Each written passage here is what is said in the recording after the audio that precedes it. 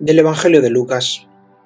Aquel mismo día, el primero de la semana, dos de los discípulos de Jesús iban caminando a una aldea llamada Emaús, distante de Jerusalén unos 70 estadios. Iban conversando entre ellos de todo lo que había sucedido. Mientras conversaban y discutían, Jesús en persona se acercó y se puso a caminar con ellos, pero sus ojos no eran capaces de reconocerlo. Él les dijo: ¿Qué conversación es esa que traéis mientras vais de camino?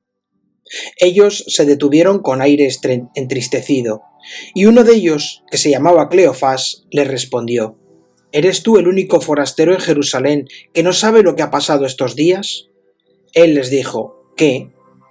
Ellos le contestaron: lo de Jesús el Nazareno, que fue un profeta poderoso en obras y palabras, ante Dios y ante todo el pueblo, cómo lo entregaron los sumos sacerdotes y nuestros jefes para que lo condenaran a muerte, y lo crucificaron. Nosotros esperábamos que él iba a liberar a Israel, pero con todo esto ya estamos en el tercer día desde que esto sucedió.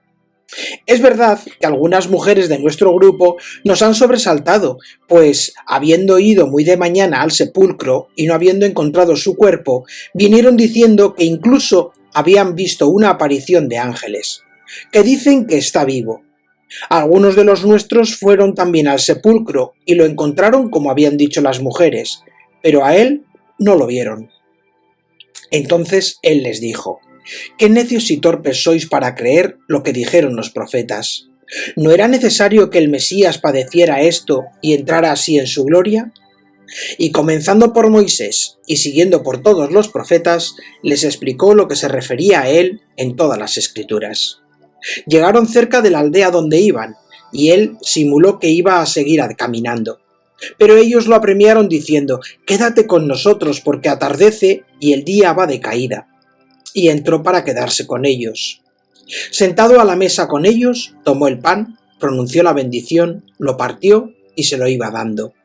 A ellos se les abrieron los ojos y lo reconocieron, pero él desapareció de su vista. Y se dijeron el uno al otro: ¿no ardía nuestro corazón mientras nos hablaba por el camino y nos explicaba las Escrituras?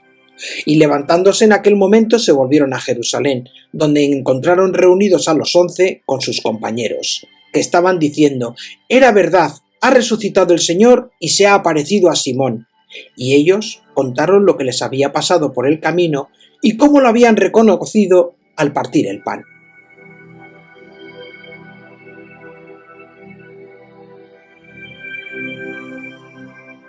El Evangelio de hoy es uno de los relatos más hermosos y pedagógicos de toda la Pascua, el camino de Emaús.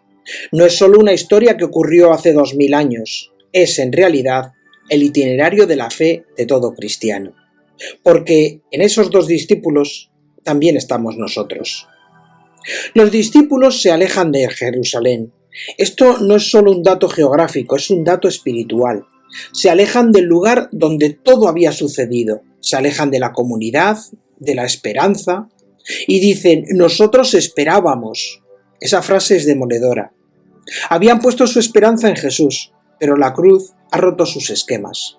Y ahora están tristes, confundidos, decepcionados. ¿Cuántas veces también nosotros vivimos así?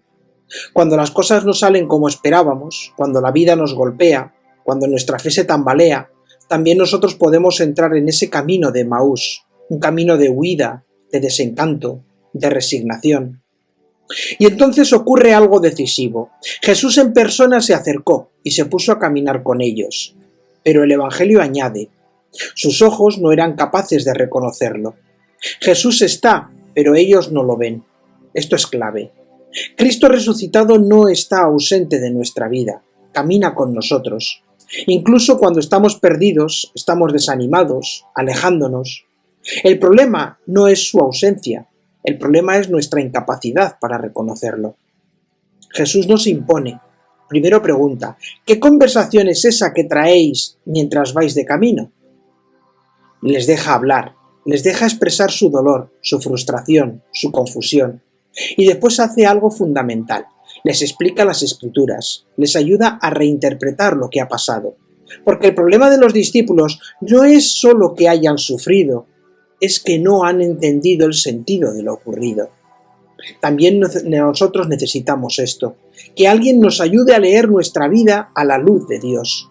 Porque si interpretamos la realidad solo desde nuestras expectativas, acabamos en la tristeza. Pero si lo leemos desde el plan de Dios, descubrimos que incluso la cruz tiene sentido. Al llegar a Emaús, Jesús hace ademán de seguir adelante, pero ellos le dicen: «Quédate con nosotros porque atardece». Este es un momento clave. Jesús no se impone nunca. Se queda solo si es invitado. La fe requiere este paso, abrirle la puerta, invitarle a quedarse, desear su presencia. ¿Cuántas veces nuestra vida espiritual depende de esta sencilla oración? Señor, quédate conmigo. Y entonces sucede el momento culminante. Lo reconocieron al partir el pan. En ese gesto sus ojos se abren. Descubren que el que caminaba con ellos era el Señor. Y este detalle no es casual. La fracción del pan es una clara referencia a la Eucaristía. Aquí está una de las grandes enseñanzas del Evangelio de hoy. Cristo resucitado se nos da a conocer de manera privilegiada en la Eucaristía, en la palabra que ilumina, en el pan que se parte. Por eso cada misa es Emaús. Escuchamos, comprendemos, reconocemos y nos encontramos con Él.